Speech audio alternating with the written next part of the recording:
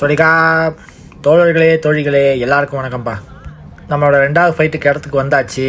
முதல்ல எடுத்தோடனே நம்மளோட வெயிட் செக் பண்ணுவாங்க, மெடிக்கல் செக் பண்ணுவாங்க. அதுக்கு தான் நானும் என்னோடய பார்ட்னரும் ஆயத்தமாகிட்டு இருக்கோம்.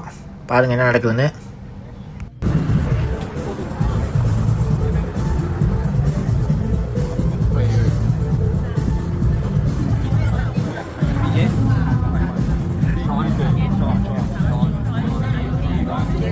இந்த இடம் நம்ம வெயிட் கேட்டகரி 73 kg இருக்கணும். நான் 72.7 இருக்கேன் இந்த தடவை என்னோடய வெயிட்டு. ஏற்கனவே நான் சொன்ன மாதிரி இப்போ மெடிக்கலு நம்ம ப்ரெஷர் செக் பண்ணுவாங்க இந்த இடத்துல.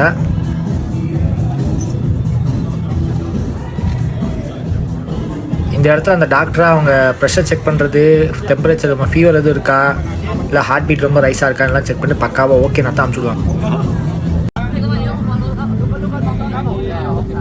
அடுத்தபடியாக இந்த மேனேஜ்மெண்ட்டோட பாஸு அவங்களோட ஒரு ஃபோட்டோ எடுத்திருந்தோம். அவங்க ரஷ்யாவிலேருந்து வந்திருக்காங்க. இந்த காம்பேட் லீக் 5 அவங்க நடத்துகிறதே இவங்க தான் ஓனரு. ஸோ அவங்களுக்கு ஒரு வணக்கத்தை போட்டு அப்படியே நம்ம ஃபைட்டுக்கு ரெடி ஆகிட்டு இருக்கோம்.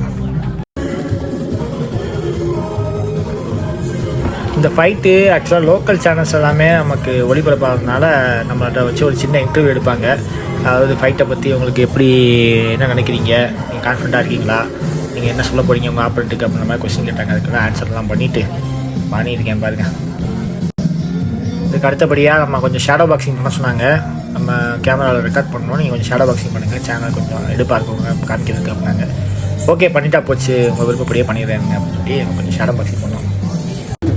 இது முடித்த கையோட அடுத்த ஆப்பன் ஃபேஸ் ஆஃபு.